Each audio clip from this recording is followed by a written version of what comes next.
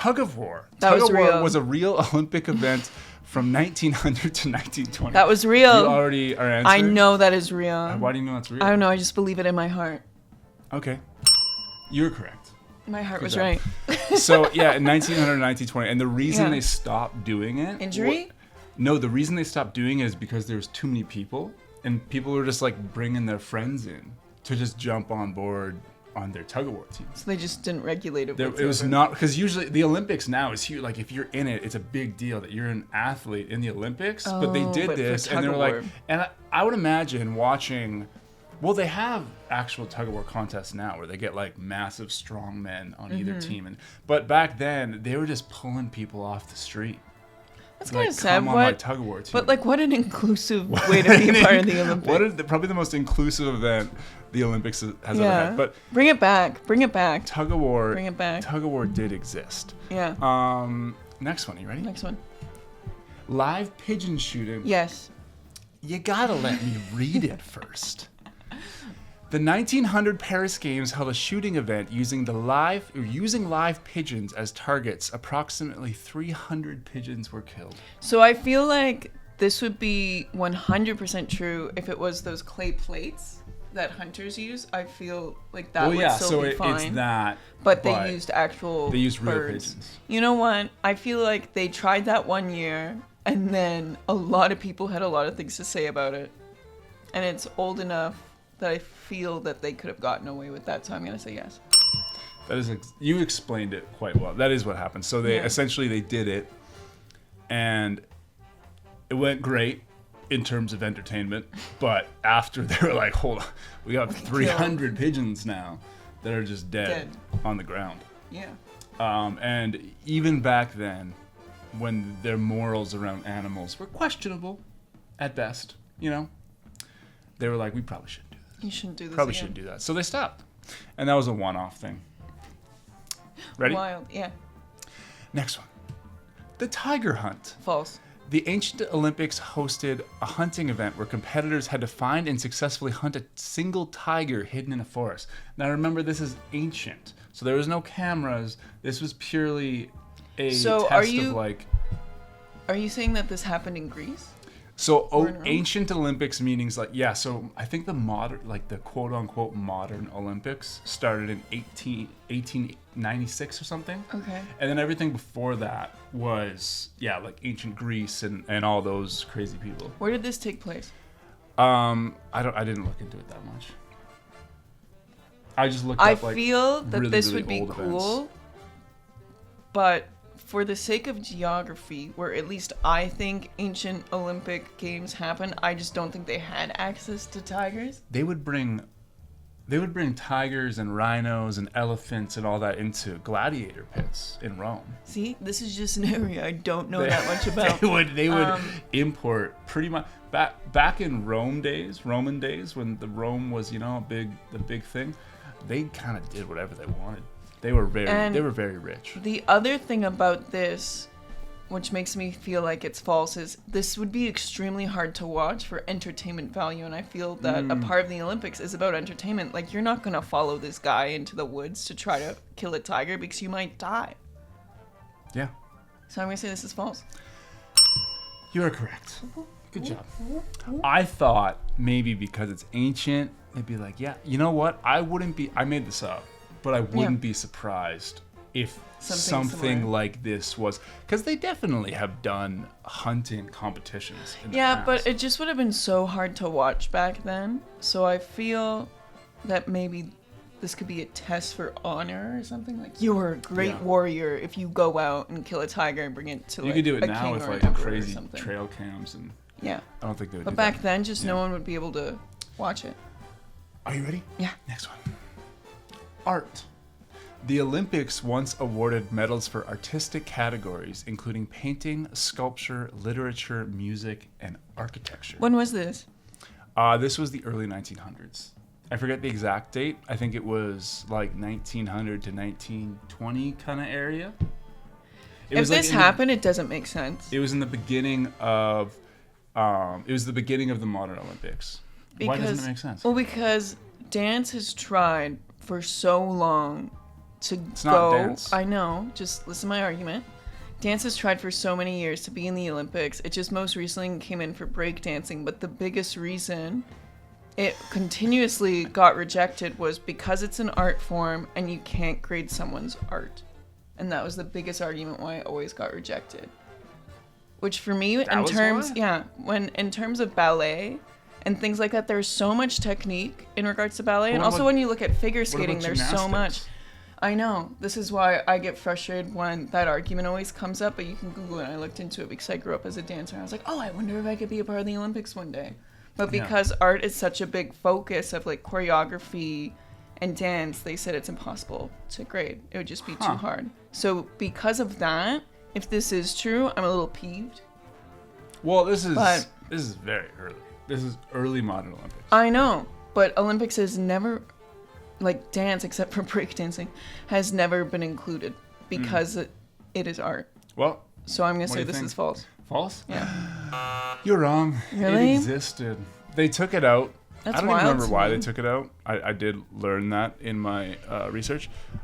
I think it was just because they eventually kind of were like, this is a sports thing. Yeah. This is something to watch. But I think in the early modern Olympics, they were just like, we're just trying to see who's the best in everything. Who's the best in what, you know? Do you know what would make sense for this, though? And something that I think would be really fun? I'm not sure how they're made right now, but if there's some kind of contest for, like, a sculptor to, like, design the Olympic medals or something like that. I think they do have that. I think that would be cool. I think that... So if art was to make a comeback in the Olympics, I think that would be a really cool way to do it. Yeah. Like, if you petitioned, like, all of these artists to make their version of it and just mock it up, and then one of them won, and then that would be the medals for that year. I think that would be really fun. That's a good idea. But until then, should we move on to the next one? Yeah. Okay. Breath hold for time. See, I Wait. feel like, 1 second, give me my first impulse. Okay. I feel like this is real, but this is totally something you would make up. This is totally something you would make up. The 1896 Athens Games held a time underwater freediving competition, but it was quickly canceled due to most of the competitors drowning. I want this to be real. So You want it to be real? I think it's hilarious. I think it's really hilarious funny. that people drown. Well, it's that thing. Because you're trying to be the best. That's so really people funny. I have a really dark side. I think that is hilarious. And freediving competitions are 100% real today. And people, like, you can YouTube it right after that. Watch, they're crazy. They go down as far as they can. They come back up. And a lot of them, I mean, there's a bunch of safety people in place and everything. But a lot of them pass out 10 feet below the surface, and then they have to get pulled up. So my immediate impulse is that you totally made this up, but my heart also wants it to be real because I think that's wild. So I'm on the fence. I'm gonna say it's false. That was a close one. Good job. I really wanted it to be real, but I feel that sometimes you write these for me, and you're like. Well, I write these because I think it could have happened. Like, that totally I think it could have happened. They totally could have done that. And then because back then, I feel like not only were they less concerned about safety, but they were also like. But also, like, it's kind of like prove you're a man. If you dated this back 300 years, it would have been an immediate yes for me. But this is a little modern. Well, I tried to keep it modern. I think so. 1896. I know, but people cared about people roughly around then, so. Roughly around. That's kind of when people started caring. Next one. Men's 50-kilometer race walk. Sure, why not? A 50-kilometer race walk with only a men's category. It takes about 3.5 to 4 hours to compete. They just walk 50 kilometers. When was this? This is right now. Really? Yeah. In the Olympics? The Olympics. This is happening right now? The Olympics. I'm going to sound really judgmental. This is a thing? Well, what is, okay, first question. What is a race walk? Are we talking like speed walking? Speed walking. Okay. Like speed walking. Because if it's just a length of walk, the person with the longest legs would just win. Well, no, they're speed walking. They're not just. So do they have like little weights? It's not like you have to walk. They have like little weights and they're running like this. Are they like the grandmas? Have you never seen professional speed walking? No, I just see the ladies at the mall. Well, it's that, but decked out to the nines. It's that, but professional. Yeah, I see you, Patricia. So what do She you think? crushes Do you it every think Sunday. there's a men's only category going 50 kilometers? Is there a women's category? So this category or this race only has a men's category because women just aren't interested. That's kind of stupid. I try. that was kind of the explanation. I was trying to find stuff about it because it came up first. It was like men's. I was trying to find women's, and then it was just like, yeah, the women there's just not enough interest from women. I was like, that's fair. Also, what an easy way to get into the Olympics if this is real. They move. we gotta watch. They go so fast, it's crazy. But what do you think? Yes or no? I want this to be no. Dun, dun, dun, dun. 3, 2, 1. I'm gonna say yes. It existed. Does it still exist? I'm pretty sure. We'll look into this after. I'm pretty sure they just took it out. Like I'm Thank pretty sure God. it was Tokyo that they took it well, out. honestly, what a wild thing. But I it's- don't want to offend any previous speedwalkers in the house tonight, but Speed walking is one of those things that is 100% ridiculous. It is ridiculous. Have you ever actually tried to walk as fast as you can? For I a long had to do period of that time? in university for a course. I'm sure We you had to did. speed walk. I'm sure you did some weird stuff. Yeah. It It's is hard. very difficult. It's really you get hard. very tired very quickly. Well, it's all in your hips, so then it works out your It's all abdominals. in the hips. So, And the rule with speed walking is you have to always have at least one foot on the ground. So Yeah. that's the difference between speed walking and running. It existed. That's a long walk. Okay, ready? that's hilarious. Next one. First ascent mountaineering. I don't know what that means. So first ascent of a mountain essentially means you are the first one who went to the peak. So in rock climbing, if you do a first ascent of a route, you're the first one to do that route. Okay. Okay, so in 1920, the Belgian Games held a one-time first ascent competition where the competitors tried to reach the summit of an unclimbed mountain the fastest. Almost all the climbers got lost and had to be rescued. I would believe something like that happening. The other problem I have with this is watchability. And how do they... This is 1920. People aren't I watching. know. But how did they grade it? Like, is someone at the top of the mountain waiting? I feel like it would probably be on the. It would be based on like just the honor system. Yeah, that's stupid. Really? Well, honor believe that? system... Well, at least for things Well, I'm at the level assuming- of the Olympics, if it's based on the honor system, that's kind of ridiculous. I'm assuming It's you not- have to get up and down, and then I there's know, but maybe how do they something at the know top. that you got up? Yeah. So I'm gonna say no because I just don't know the practicalities of it. And if they did figure out the practicalities of it, you didn't explain it well enough. You're correct. I'll be honest. You did find some loopholes in the idea that I didn't think you would find, like the honor system. Honor system, right?